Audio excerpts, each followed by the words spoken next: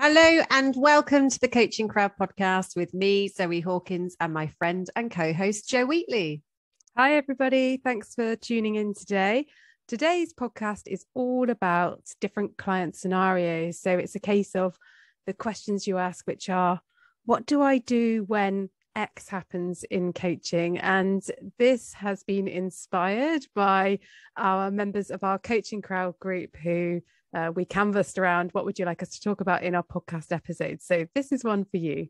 Absolutely. And there are so many, aren't there, in terms of different situations. We get asked week on week on week, like, what would I do if this was to happen? Or what do I do when that happens? So we're going to share with you a number today. And I think let's start with the client who won't stop talking. So we get asked a lot, like, oh, I've got this client and they seem to just want to tell me all their story and they're talking throughout the whole session. I don't get to ask them questions like, should I interrupt? Is that rude? Do I not interrupt? So the first situation is with the client that won't stop talking. And so where would you start with this one, Jo?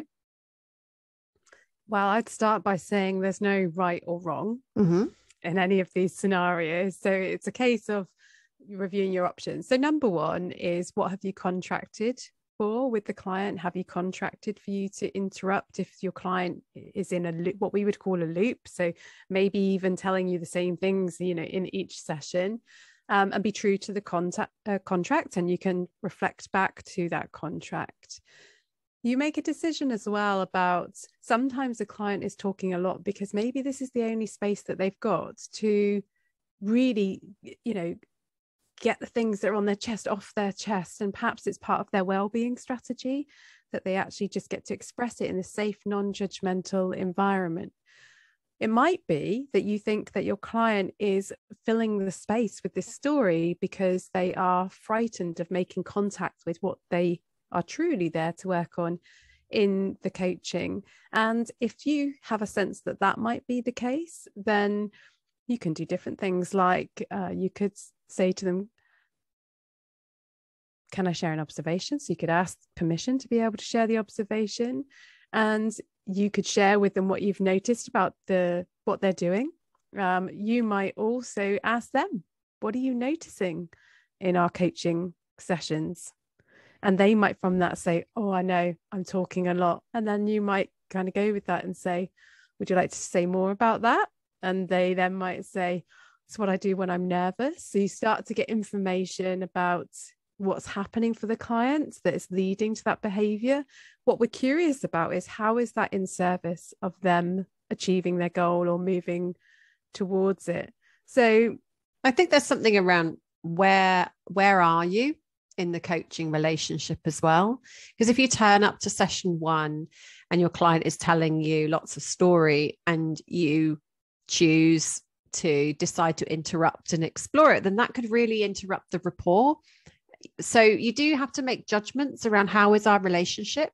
Where are we in terms of our rapport? And when is the right time? I think timing is really important as a coach. If you're going to make even challenging observations, not just about storytelling, but about lots of other things, doing so when you have relationship to work with, rather than coming in too early with perhaps an agenda that isn't the client's. It might be your own agenda. It might be that you're uncomfortable with storytelling, or you don't like listening to storytelling and you want to get to the action, and you want to accelerate your client through perhaps a need that they have, as you alluded to there, Jo, that it might be the only place that they have to share and tell that story. So listening, I think, with curiosity in the first instance to that story, like, what is the story that they're telling?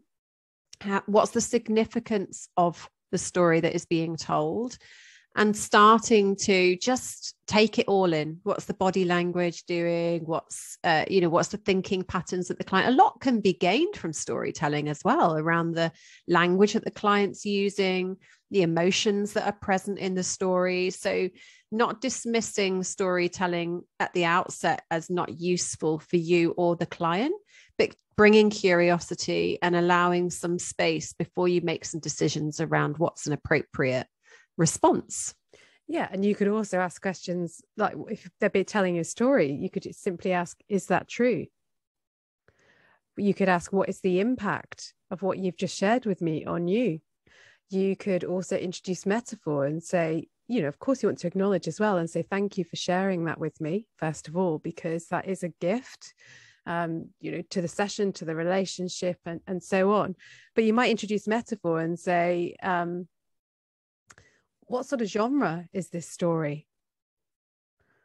Who's the main character in this story? What's in the next chapter? And, what's the title of it, and so on, so that you can help the client to get a little bit of distance from the situation, because often when they're telling the story, it's because they're so in the story that they're finding it hard to take a step back and actually be able to see it unfold, and having that breathing space can enable them sometimes to get those different perspectives that they need. So there's a few different things that you can do if you find yourself in the situation where your client, is filling the space with story, and it's that judgment call about how it's in service of the client, where you're at in the relationship. What about the other situation, Zoe, when the client doesn't talk? Yeah, and you won't be surprised to hear a similar answer, and that start with curiosity. So, how come? What's happening for the client that means that they are not talking, and it might be, again, nerves. It might be there's not the rapport and trust isn't there. It might be the client has a very rich internal world and they may not be talking, but they are processing and thinking. So actually just holding silence and being comfortable in that silence to give your client that space. And then after a period of some time, just say, what are you thinking? Would you like to share any of that with me? And they might say, I'm not thinking anything. I don't know. Or they might start to pour out lots of what is there. But one common place where I find clients starting to respond with, I don't know, or I'm not sure, or, I can't really build any more on that, might be because you have narrowed the coaching down too much. And this comes up when I do supervision a lot, particularly with new coaches, but, not excluding coaches who are experienced as well. Sometimes we can rush into the goal. So you're working with the client, it appears that they're clear on their goal. So perhaps that is about building their influence at work. So you start to coach on building influence at work and you get into a place of, great, so what can you do to build your influence at work? And that's where you're met with, I don't know. Like, if I knew, I wouldn't be here. I've tried all these things and they haven't worked. So I haven't got any more options to give you. And that's often where we have failed to really deepen and widen the gap between where the client is in their current experience and where they want to be, and really starting to identify like what is in the middle between all of that. Because building influence at work might sound clear, but curiosity is like, well, how come? What is the need for you to have influence, and what is stopping you from naturally being able to influence? And do you have any beliefs about being influential that might be stopping you? So really starting to create depth around that gap, because when you have a wide gap, that's where you can do, I think, arguably your best work, your coaching. That's where the client needs the support. So instead of asking, right, what can you do to build your influence, you start to explore instead, what's in the way of you being able to be influential? And that's a much broader kind of experience that the client can have. I think it's also an opportunity, if your client isn't talking, for you to get creative. So there may be lots of things going on internally and they might be struggling to articulate it. So rather than using words, think about what are the other senses that my client might be able to draw from. So there might be an invitation for them to draw a picture of what they're sat with or what they're experiencing right now, and that might resonate with them. It might also be about inquiring with them around what are you feeling in your body, because they might be struggling to make contact with their thoughts, or they might be flooded by loads of emotions and just not really be able to, it's almost like that ball of elastic bands. So, what are you noticing in your body right now? Or what would happen for you if you were to drop down into your heart or in your guts, or I might inquire with them, what's happened to your voice, or where is your voice? Can you locate it? So, being creative in your approach, not just taking a one size fits all to every single client. So that would be my encouragement in that kind of situation, as well as checking out the safety, what's happening in the relationship. And if perhaps for them, these coaching sessions might just be, their desire is for it to be a quiet space. They might be bombarded with lots of noise everywhere else. So sometimes there might be an invitation to begin your coaching session with 5 minutes of silence. And that 5 minutes of silence to just arrive and be present with yourself can then enable them to make contact with, you know, what they would choose to share in that particular session. Yeah, great stuff. And a juicy one that comes up occasionally, it's not all that common, is what do you do if you don't like your client? And, you know, that is something I have experienced, but from a place of holding it very lightly. So I think the first thing I notice with myself and I offer to, you know, clients I'm supervising is curiosity.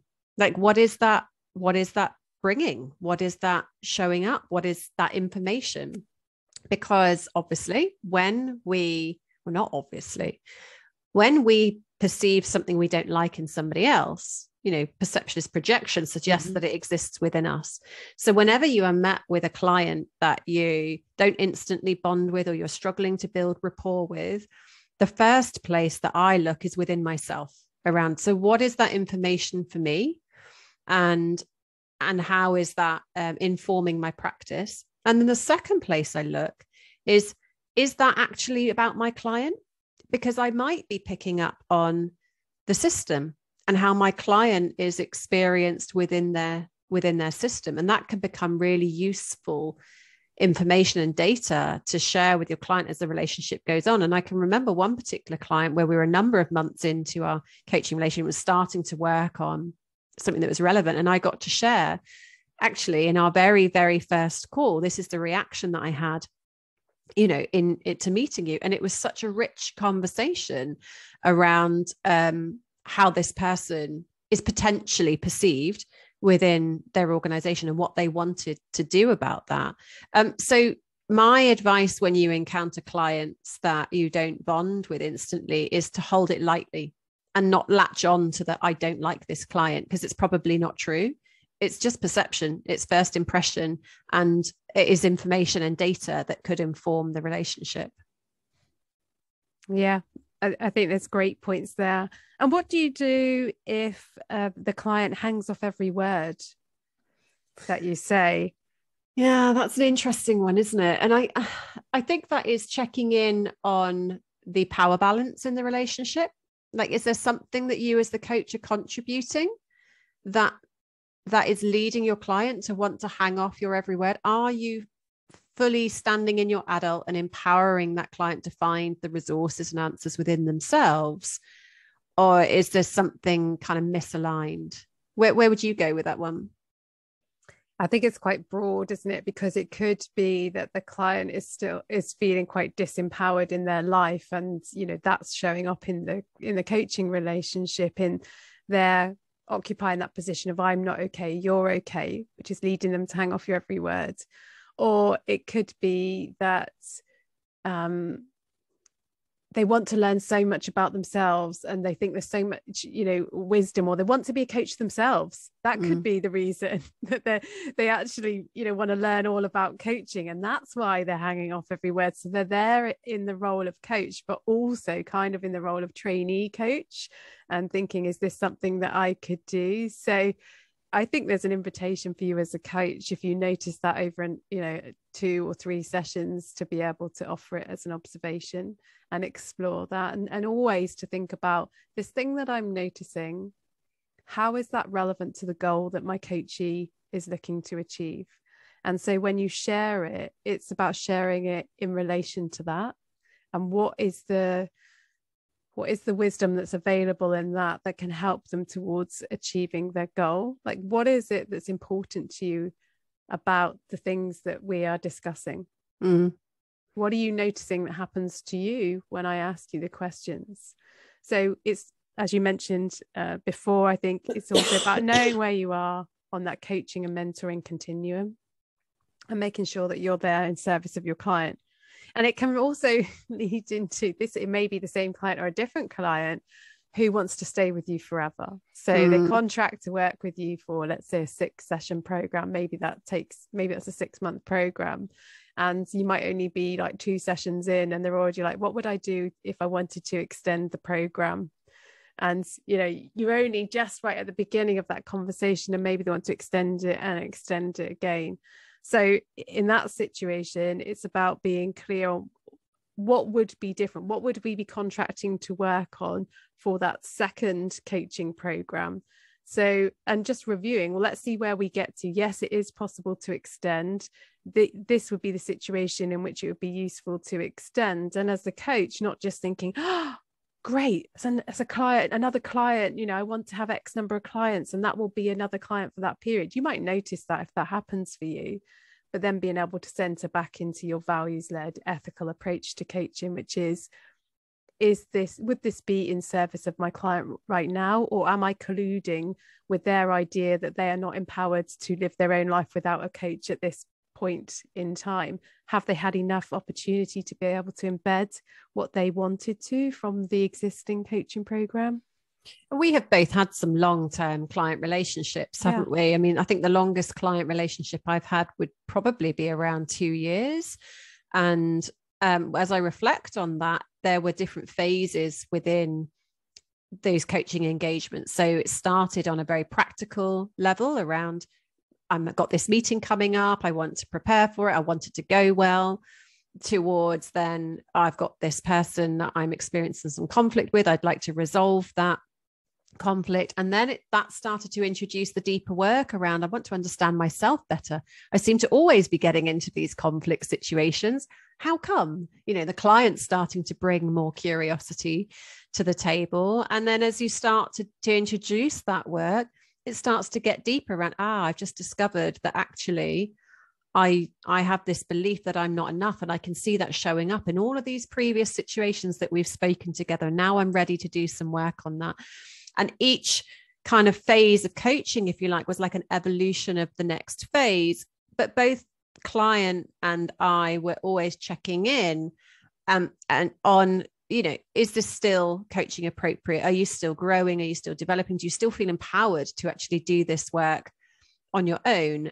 And it was clear that actually it was a choice that she was making of being in coaching and being, in that relationship to be able to support this person in continuing. And I've had a few of those client engagements, and I do take those to supervision just to check in, like, where is this relationship at? Is there a dependency creating? Do I need to adjust my coaching in any way? And I would encourage anybody who is in those long-term coaching relationships to be in supervision and make sure that is something you keep a check on, because you don't want your client to feel dependent on you. You want your client to be empowered at any point to be able to move forward. Yeah. And, I find with the clients that I work with predominantly now, which are CEOs or those on a CEO pathway, that we're actually contracting to work on a longer term program for the beginning. And I think there's a different dynamic to, lots of short term extensions versus, my clients now, they have a huge amount of responsibility. They already see the strategy and what's going to play out, and already know that will be turned upside down along the way. Lots of people coming and going, let's say, at that board level. So there's a lot of moving dynamics, and for them to know that they've got that thought and emotions and strategic partner for, let's say, a 12-month program feels more fitting for those clients. So yeah, I think there's a difference in that kind of continual extension. So what about a client who's triggered by everything?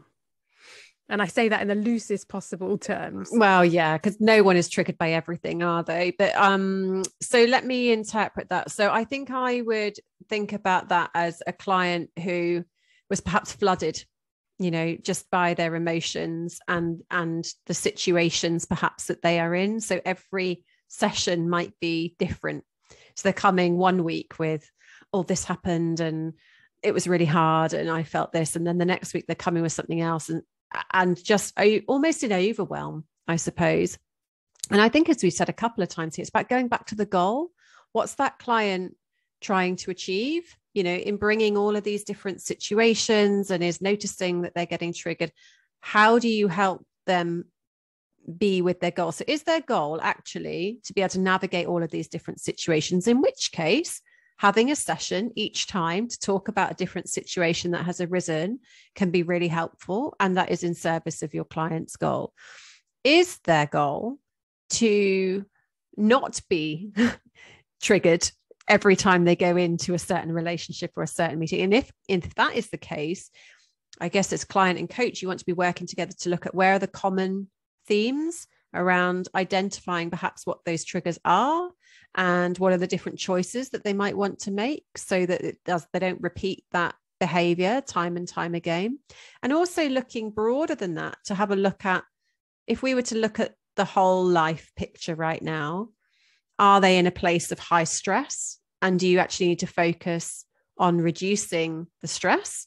So it's, again, curiosity, bringing that curiosity, making sure that you and your client have the same expectations around what you're trying to achieve in coaching, and working with your client at where they're making their choices about what they want to achieve. What would you say?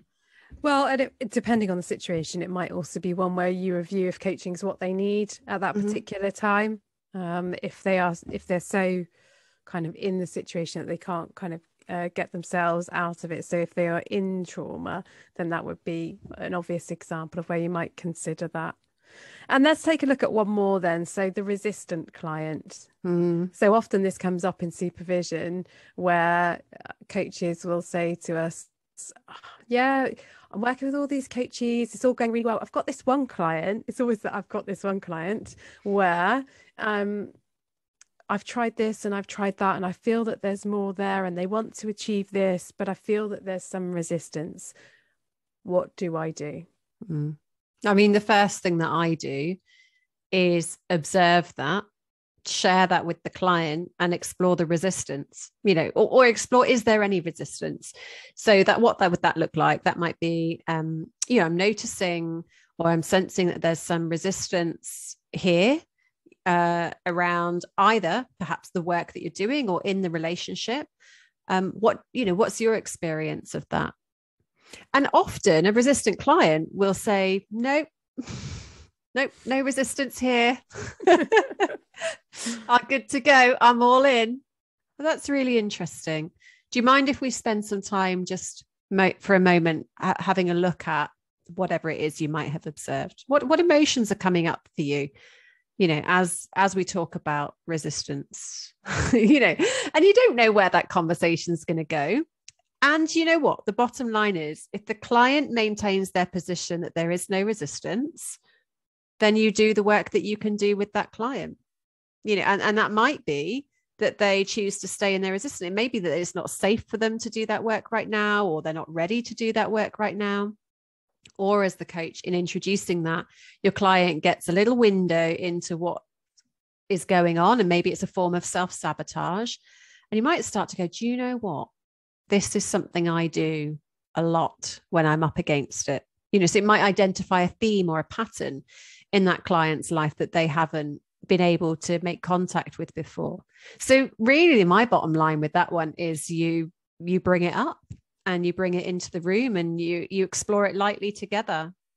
Which is different to, as a coach, panicking and thinking, client's not making any progress here. What other tools, what other things have I got? Oh, I know I don't have enough stuff. I probably shouldn't be working with this type of client, and going down that kind of rabbit hole. Instead, it's noticing, okay, what's, as you say, what is the resistance? And I probably would also ask, if the answer was no, there's no resistance, I might ask, where does resistance show up in your life? Or what does resistance mean for you? And just, and lightly explore that, which will probably open up different avenues. I would also think about, what am I resisting as the coach? Because it's likely that I am resisting courage, maybe, in my coaching, or that I am resisting sharing an observation. And I would go back and reflect on the relationship as a whole. When did I first notice the resistance? What do I feel? What is it that's happening when I think that I'm seeing the resistance? And if it's not resistance, I might share, I'm noticing this. If it's not resistance, what do you think is happening? I'm noticing when I ask you questions about this, that you give me one word answers. When I ask you questions about this, you're happy to share those things. Are there some things that are off limits in the conversation? And start to explore that as well. So it's being open to all possibilities. I think ultimately what we're saying here, and I think this comes from years of client work, is you take a supervision of your client work and you ask yourself, am I colluding in my client's game? And now obviously it's not necessarily a fun game that they're playing, but we all have patterns of automatic behavior that we play out. And some of those might be like, I am going to test how good you are as a coach. That might be a game that your client is playing with you. And as the coach, then, are you playing it, as you described there, by getting out all your tools and trying more and more and more and more and more? And so we have to ask ourselves as coaches, what part am I playing in this relationship? And is it all still where by both coach and client want it to be able to do good work? Yeah. So if there are other scenarios that are on your mind, you're listening to the podcast today and you've got other scenarios popping up for you, drop them into the Coaching Crowd group and we'll make sure that we cover them on another podcast episode. I hope that some of the examples that we've shared today have resonated, and would love to hear your thoughts and ideas about how you deal with those situations with your coachees, or perhaps you're not currently a coach, but you're thinking about conversations that you have with team members and you're thinking, wow, actually this feels like it could be relevant to those relationships. I hope it gives you some food for thought there. And we'll continue to talk about issues like this in our future podcast episodes. Thank you for joining us. Take care, everyone.